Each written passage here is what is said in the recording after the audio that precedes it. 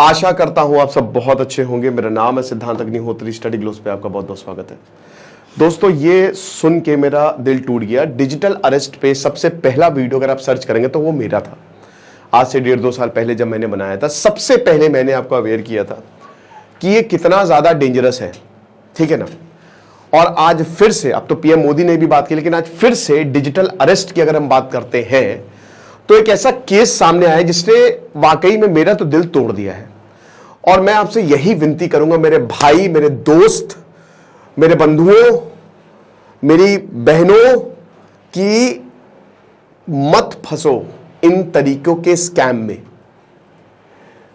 2-3 चीजें समझो।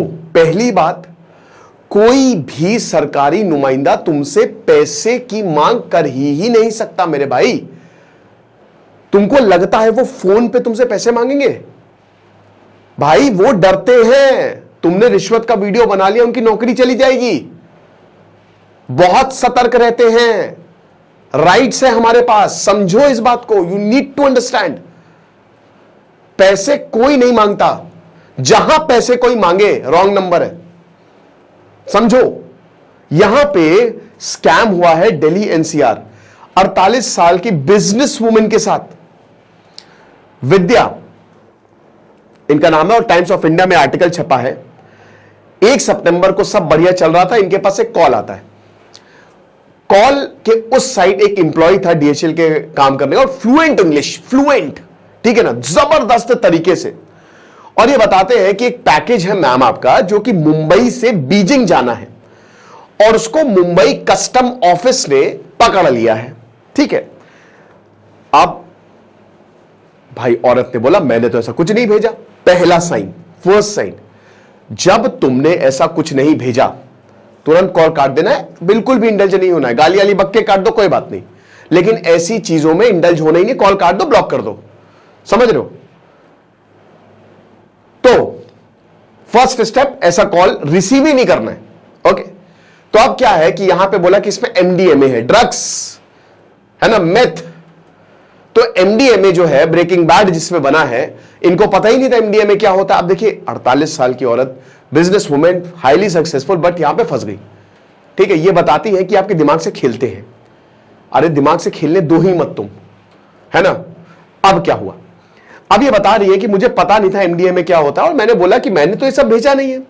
तो डीएचएल एम्प्लॉय ने, बता दो कि विद्या, इन्होंने नाम चेंज किया हुआ है, ठीक है ना, नाम इनका कुछ और है। तो ये बताती हैं कि नहीं, आपको कस्टम ऑफिस मुंबई में आना पड़ेगा और अपनी इनोसेंस जो है वो प्रूव करनी पड़ेगी। बोला कि अच्छा, एम्प्लॉय नंबर क्या है। अब उस बंदे ने इतना कॉन्फिडेंटली अपना एम्प्लॉय नंबर दिया, यही होता है, तुम्हारे फोन में कुछ है चेक कर लो, इतना कॉन्फिडेंटली कि आप चेक ही नहीं करोगे। और ये मान भी गई, ठीक है, कि इतना कॉन्फिडेंट बंदा था वो। बोला कि चलो कोई बात नहीं। अब उसके बाद क्या हुआ, 1-2 घंटे में फिर इनको एक कॉल आया। अब ये कॉल था एक कांस्टेबल का। उन्होंने बताया, उस आदमी ने बताया कि मैं पुलिस से बोल रहा हूं, मैं कांस्टेबल रैंक पे हूं। तो सर, मैम आप ऐसा करिए कि आप हमारे साथ जो है आपको कोऑपरेट करना पड़ेगा, क्योंकि आपका एक पैकेज इंटरसेप्ट हमने किया है। डर गई है। अब इन्होंने बोला ठीक है, कैसे करें कोऑपरेट। एक माइक्रोसॉफ्ट आईडी मैं दे रहा हूं आपको, और एक पासवर्ड दे रहा हूं। स्काइप पे ये सारे स्कैम होते हैं, तो इस तरीके की चीजें स्काइप। पहली बात, पुलिस, ये दिमाग में घुसा लीजिए, आपके लिए काम करती है। दूसरा, पुलिस कभी भी कॉल पे ये सब चीजें नहीं करती, नेवर एवर। पुलिस घर आएगी आपके, आपको पूरा प्रॉब्लम अगर कुछ है, या आपको थाने बुलाया जाएगा। पुलिस कॉल पे कभी भी ये नहीं बोलेगी। अगर मान लीजिए पुलिस कॉल करती है तो शायद आपने पासपोर्ट के लिए अप्लाई किया होगा, या तो वो वेरीफाई करने के लिए कॉल करती है, या आपका एड्रेस ढूंढने के लिए कॉल करेगी। सीधा ये नहीं कि आप अरेस्ट हो चुके हो, है ना, आपका ये इंटरसेप्ट हो चुका है, जो कि आपने किया ही नहीं क्राइम, ऐसा कभी नहीं। तो ये चीज हमेशा आपको याद रखनी है। अब जब ये हुआ तो भैया जो बताया गया कि आपके खिलाफ एक अरेस्ट वारंट जो है वो इशू हुआ है। अब यहां पे जो है वो वुमेन परेशान हो गई, ठीक है ना। तो भाई थोड़ा सा परेशान किया, ये तो बड़ी दिक्कत हो जाएगी। विद्या पैनिक करने लगी। अब उसको फिर एक बोला कि आमतौर पे कांस्टेबल क्या करेगा, हम आपको पुलिस ऑफिसर से कनेक्ट करवा रहे हैं। सर, इनका पैकेज मुंबई से बीजिंग जा रहा था, हमने इसमें ड्रग्स पाया है सर, ये आपसे बात करना चाह रही हैं। अब ये और ज्यादा डर गई। एक पूरा का पूरा एक्ट होता है, ये आपको पता ही है, ठीक है ना। वीडियो जो है वो फ्लिकर कर रहा था, पुलिस यूनिफॉर्म में, आमतौर पे ये देश के बाहर के ही होते हैं, है ना। तो वीडियो फ्लिकर कर रहा था, पुलिस वाला सही से दिख नहीं रहा था, उसको यूनिफॉर्म काफी ब्लरी थी और बस उनको आवाज सुनाई दे रही थी और बार बार वो सीबीआई ईडी का नाम ले रहा था कि सीबीआई की जांच होगी, ईडी जांच होगी। वाह क्या बात है, सीबीआई की जांच होगी। स्टेप 3, ये बड़े बड़े शब्दों में नहीं फंसना है। तभी मैं बोलता हूं कि जो हमारे यहां लोग हैं ना, उनको कानून की जानकारी तो होनी ही चाहिए, संविधान पता होना चाहिए। इतने बड़े बड़े केसेस में सीबीआई की वो नहीं होती है जांच, यहां पे हो जाएगी। वाह। एनीवे, उसके बाद इनको एडवाइस मिली, थ्रेट मिली, धमकियां दी गई और कभी पुलिस वाला बहुत गुस्से में था, कभी बहुत ज्यादा सिंपैथेटिक था कि अरे परेशान मत हो, ये सब ठीक हो जाएगा। अब ये विद्या जी जो है वो और घबरा गई और मल्टीपल टाइम्स इन्होंने अपनी आईडी पासवर्ड चेंज किया, ये स्विच कर रही थी अकाउंट्स में, ठीक है ना। उसके बाद इंस्ट्रक्शंस आए, डाटा बहुत तेज कि जितने भी एक्स्ट्रा ऐप है वो हटा दो अपने फोन से, अपना फोन स्पीकर पे रखो, जो भी आएगा जाएगा हम सुनेंगे, हम देखेंगे। तुमने बहुत बड़ा काम किया है, हमारी परमिशन के बिना तुम कहीं नहीं जाओगी, सिर्फ टॉयलेट जा रही हो तब तुमको अपना कैमरा ऑन नहीं करना है। ये बताती है कि मैं जो खा रही थी, जो भी कर रही थी, मैं इनके कहने पे मैं इनकी पपेट हो गई थी। ये जो बोल रहे थे मेरा वैसे ही। और सबसे बड़ी बात, मैं अपनी मेड तक को अंदर नहीं बुला पा रही थी, किसी को भी, क्योंकि इन्होंने मना कर रखा था। यानी कि मैं डिजिटल अरेस्ट पे थी, हर एक चीज वो देख रहे थे। इसके बाद जो हुआ वो आपकी रूह कांप देगा, आप डर जाएंगे, ठीक है। और यहां मुझे बहुत दुख हुआ इन लेडी के लिए, ये नहीं होना चाहिए। क्या हुआ बात करूंगा, लेकिन उससे पहले बस 1 मिनट का आपका लूंगा। हमारा शानदार कोर्स चाणक्य नीति, यही चाणक्य बताते हैं कि इन चीजों से कैसे डील कर सकते हैं।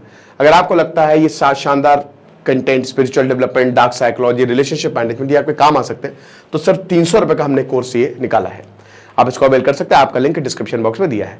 अब आगे क्या होता है देखिए, उनका दिमाग काम करना बंद हो गया। किसी के भी साथ हो सकता है, इसमें आप ये नहीं कह सकते। देखिए होता है भाई, एक आईटी प्रोफेशनल को फंसा लिया गया, बताइए, तो उनके पैसे वापस आ गए, आईटी प्रोफेशनल फंस गई, तो ये किसी के साथ भी हो सकता है, ये हमको समझना है, ठीक है।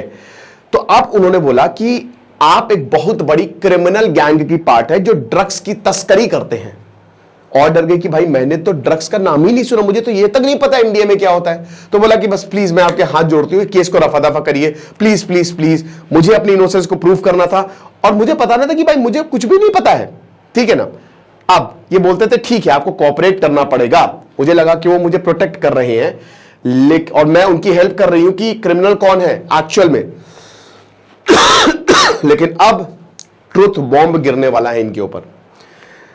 ये बोलते हैं कि देखिए आप अपने बैंक अकाउंट दीजिए और मेरा बैंक अकाउंट लीजिए, पैसे दीजिए हमको, पैसे दीजिए। किस बात के? इन्वेस्टिगेशन स्टार्ट करनी है और आपका पैसा आपको वापस कर दिया जाएगा अगर आप इनोसेंट। तो सबसे बड़ी चीज याद रखिए, अगर आपसे पैसे मांग रहा है कोई भी तो वो रॉन्ग नंबर है। Nobody will demand anything from you. 24 घंटे हो गए, ठीक है, 24 घंटे के अंदर अंदर उन्होंने अपने पैसे देने उनको शुरू कर दिए और यहां से ट्रैप शुरू हो जाता है। स्टेप 1 आपको फंसाया जाएगा, स्टेप 2 आपको मैनिपुलेट किया जाएगा और स्टेप 3 आपसे पैसे मांगे जाएंगे। तो अब ये स्टेप 3 पे गई, ये एचडीएफसी ब्रांच गई, उन्होंने मुझे आईसीआईसीआई बैंक अकाउंट नंबर दिया, म्यूचुअल फंड्स तक को इन्होंने सब लिक्विडेट किया और उन्होंने आरटीजीएस से सारा फंड ट्रांसफर किया। 5 दिन के अंदर अंदर 5 करोड़ रुपए दे दिए इन्होंने और अपनी सारी वेल्थ दे दी। आखिरी में इनके पास सिर्फ और सिर्फ 1500 रुपए बचे।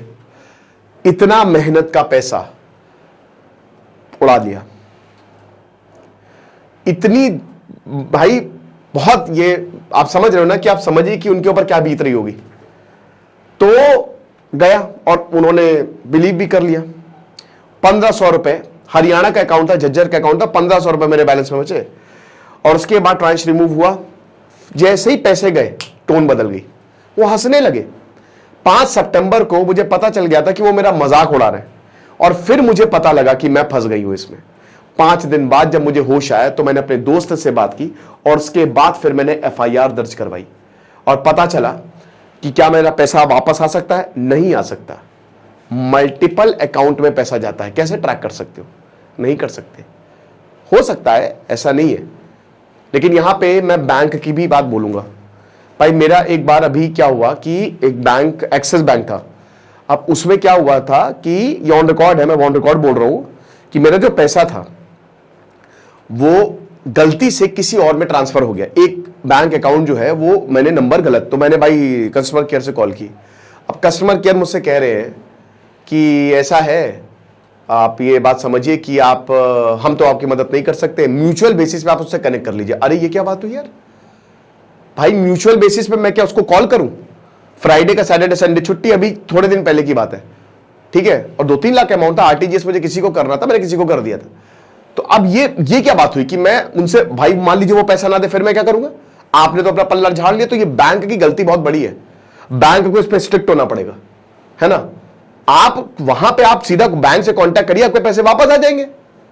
उसमें कौन सी, फिर मैंने जो यहाँ की मैनेजर है वो बहुत अच्छी, वो बहुत कोऑपरेटिव है, ठीक है। तो फिर जब मैंने अगले दिन उनसे बात की, तब उन्होंने, खैर अच्छी बात ये थी कि एक्चुअल वो गलत अकाउंट में नहीं गया था, मैंने एक डिजिट कम डाल दिया था, तो अपने आप वापस आ गए थे, ठीक है। तो वो बहुत ही आधे एक घंटे में मेरे बैंक में ही क्रेडिट हो गए थे। लेकिन बाद में जब मैंने उनसे बोला तो उन्होंने फिर इसका संज्ञान लिया। तो बात इतनी सी है ना कि आपको समझना पड़ेगा कि म्यूचुअल आपके पास ही, और तुरंत आप पैसे वापस करवाइए, लेकिन जब मल्टीपल अकाउंट्स में पैसे चले गए ना, और यही होता है, तो कोई एक दूसरा तीसरा चौथा पांचवा कैश निकाल लेते हैं, वो धीरे धीरे करके कैश निकलता, और जहां पैसे निकल गया खत्म। तो वही बता रहे थे कि मेरे पास कोई, अब देयर वाज नो वे कि मैं किस तरीके से इतना बड़ा अमाउंट जो है कैसे ट्रांसफर्ड ओवरनाइट मैंने कर दिया। मैं बहुत ज्यादा सोच रही थी, और मैंने ये बैंक को यही बोला कि मुझे सर्जरी के लिए पैसा चाहिए। 45 मिनट तक मैं रही, लेकिन कुछ हुआ नहीं। ये एक बहुत ही शेमफुल सीक्रेट है। अब इसके बारे में कोई बात नहीं करना चाहेगा, क्योंकि एक चीज सही नहीं है। बस लोग इस चैप्टर को क्लोज करना चाहते हैं, अवेयरनेस की कमी है, और यही अवेयरनेस जो है, इसीलिए हम लोग ये वीडियो बनाते हैं ताकि आप अवेयर रहो। जो इनके साथ हुआ है वो आपके साथ ना हो। और बैंक को भी स्ट्रिक्ट होना पड़ेगा गुरु, बैंक को भी। इतना बड़ा पैसा, मेरे ख्याल में बैंक को इंटरनल की, अगर आप इतना बड़ा पैसा ट्रांसफर कर रहे हो, ठीक है, वो भी किसी अननोन को, तो बैंक के पास सारे रिकॉर्ड होते हैं, पूछताछ कि आप ठीक है ना, आपको कोई प्रॉब्लम तो नहीं है, आप कैसा है। ऐसे स्कैम होते हैं, बैंक अपनी तरफ से बनाए कि ऐसे स्कैम होते हैं बड़े बड़े, आप समझिए इस बात को। वही है, क्योंकि अल्टीमेटली आप पैसा तो बैंक से ही ट्रांसफर करोगे ना, तो यहां पे बैंक की जिम्मेदारी सबसे बड़ी है। तो यही है। अब बाकी जो हुआ सो हुआ, आपने देखा, आपने सुना, बस आपके साथ ऐसा ना हो। तो सबसे पहले आपको क्या करना है, इस तरीके की कॉल्स उठाई ना। याद रखिए कि कभी भी ऐसी कॉल्स पे आप ना ऐसे मैसेज, बहुत सारे मैसेज आते हैं, कुछ मैसेज आएंगे कि पापा ने पैसे उधार ले रखे तब ने दे दिए, कुछ नहीं। एक स्टूडेंट है, तो वो बता रही थी कि मेरी सर शादी तय हो गई है, मतलब उन्होंने इसी के लिए कॉल किया था मुझे, ठीक है। मैंने कहा वाह भाई, बहुत बहुत बधाई, कॉन्ग्रेचुलेशंस। तो फिर उन्होंने कहा कि नहीं सर, इसमें क्या है कि फेसबुक पे एक लड़का मिला था, तो वो यूके का है। अब उन्होंने मुझसे कहा कि उन्होंने खूब सारे मेरे लिए गिफ्ट्स भेजे हैं, लेकिन वो कस्टम में फंस गया है ना। अब कस्टम में कह रहे हो मुझे 1 लाख रुपए दो, क्या मुझे देनी चाहिए? मैंने कहा भाई स्कैम है ये बहुत बड़ा, 1 लाख रुपए आप क्यों दोगे? आप समझ रहे हो, वो स्कैम है, आपको बेवकूफ बनाया जा रहा है, लेकिन बहुत लोग दे देते हैं। तो ऐसे बहुत तरीके के स्कैम है। कोई भी आपसे 1 रुपए भी डिमांड करे ना, वो स्कैम ही है, समझ लीजिए इस बात को, ठीक है ना। तो इससे दूर रहे। उसके बाद सरकार कभी भी इस तरीके के अरेस्ट नहीं करती, हमेशा याद रखिए, डिजिटल अरेस्ट फालतू चीजें हैं। कभी भी सरकार ऐसा कुछ करती ही नहीं है, या पुलिस नहीं करती, वो आपके घर आएगी अगर ऐसा कुछ हुआ तो। और अगर आपने कुछ गलत नहीं किया है तो आपको डरने की जरूरत नहीं है। पैसे बिल्कुल भी ट्रांसफर ना करें। यह लेक्चर था, आई होप आपको समझ में आया होगा। बाकी डिस्क्रिप्शन कमेंट बॉक्स में लिंक दिया है। Thank you so much.